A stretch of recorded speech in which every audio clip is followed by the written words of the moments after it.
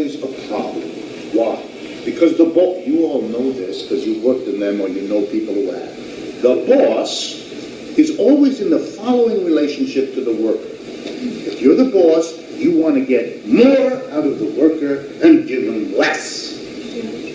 And the worker very quickly understands that the name of the game for him or her is to get as much out of you as possible and spend the maximum amount of time imaginable in the bathroom. Smoking things, you know. This is called a fundamental opposition of interests. It is a bizarre way of organizing production by putting people who don't trust and hate and struggle against each other. And you know what it does? It produces lots of grotesque inefficiency. You know what the word sabotage comes from? It's a French word.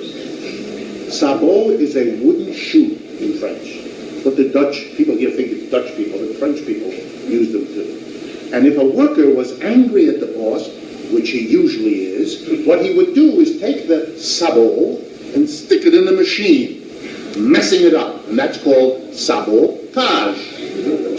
That's why you have that word. Okay? Workers are always doing that kind of thing because they're angry. Bosses know that. In fact, bosses usually assume you're angry at them, even if you aren't.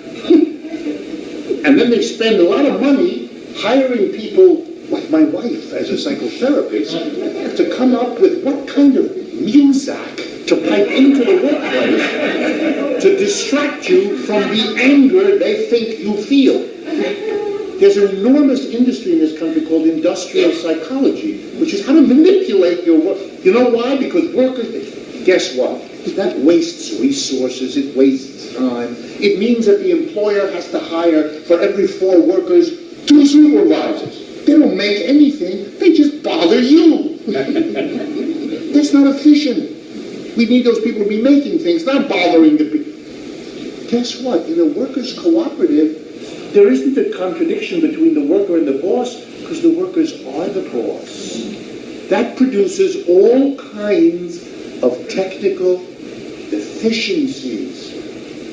This is not, I promise you, this is not complicated. The only reason it may come to you as a new piece of news is because you've lived in a society that doesn't want to talk about these things, wants to act as though the capitalist way of organizing things is the only reasonable way. It's a little bit like talking to a slave master in a plantation. How do you organize production? And he would explain to you, well, there's got to be some people with whips and what?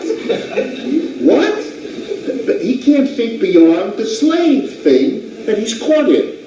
You got to be careful not, I don't mean this personally, you got to be careful not to be caught in the logic of a capitalism which constantly justifies itself as if it's the only and the best thing.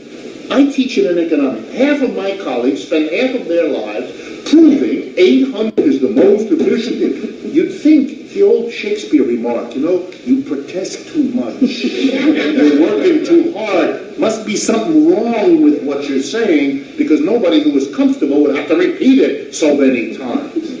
It's like listening to our politicians. This is the greatest country. If it was the greatest country, you wouldn't have to say it all the time. What are you doing? You're actually revealing that you're insecure about it. The Mondragon Corporation, when it went from 6 workers to 100,000, had to compete with hundreds, thousands of capitalist corporations. In those competitions, Mondragon won and they lost. Why? Because Mondragon was more efficient. Does that mean co-ops are always more efficient? No. Some co-ops are more, some. But intrinsically, there's in principle no problem. There are advantages to a co-op enterprise that a capitalist one doesn't have, and there are some advantages that a capitalist enterprise has that a co-op doesn't have. For example, a capitalist enterprise with a single manager or owner can make a quick decision. It would take more time for a co-op. It's true. It's a little bit like a king can make a quick decision. A parliament babbles a lot.